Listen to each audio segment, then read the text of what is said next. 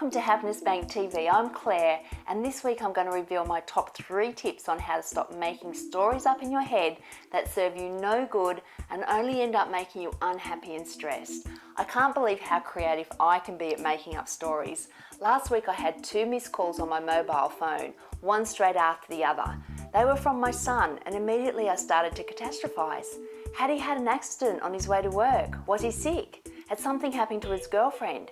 Maybe he had heard some bad news from his brother in Cambodia, and the stories in my head just kept coming and coming.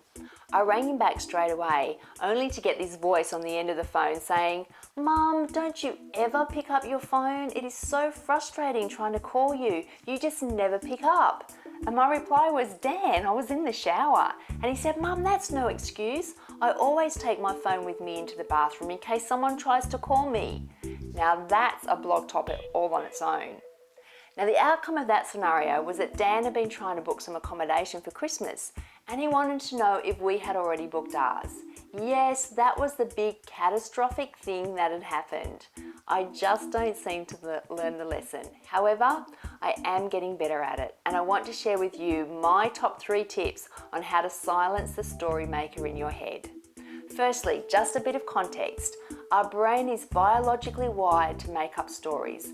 We have a lower limbic system, that is our emotional brain, and we have a higher cerebral system, that is our intellectual or rational brain.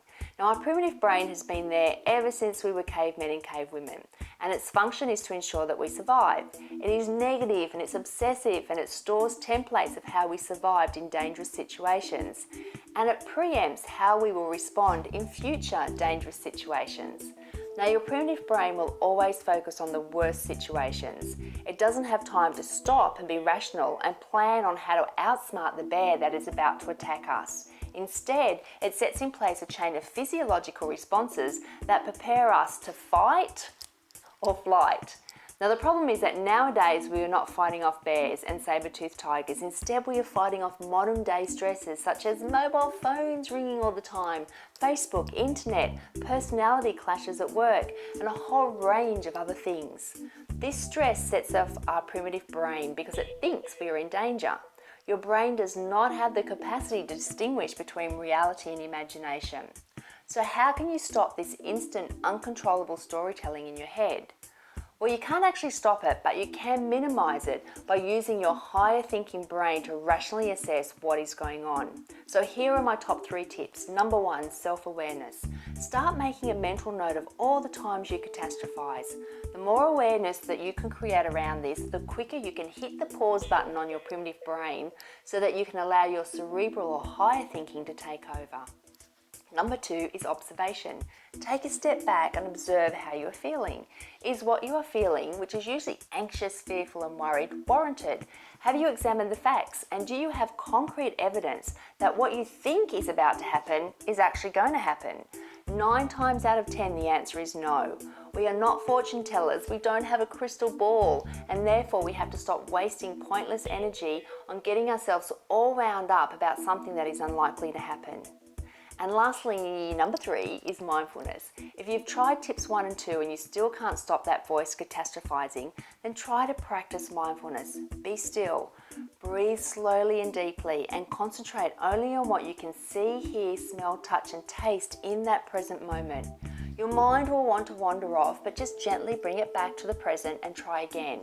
Whilst you are being mindful, you cannot be engaged in worry about the future. It may be the catalyst for helping you to hit that pause button, and then you can try making up a more helpful and rational story that will leave you in a much better state mentally. I hope that this has been insightful for you, even if it just makes you aware that your thoughts are not your reality.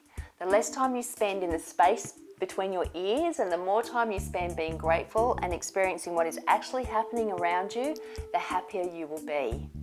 Your happiness deposit this week is to stop catastrophizing and making stories up in your head that are not serving your higher purpose. Every time you hit the pause button on that primitive brain response, you are making a deposit into your happiness account. Make sure you share this video with your friends, and if you haven't opened up your happiness account yet, pop on over to happinessbank.com.au and sign up for these weekly blogs. Have a wonderful week, and make sure you keep colouring the world with your health and happiness. And and I hope to see you next time.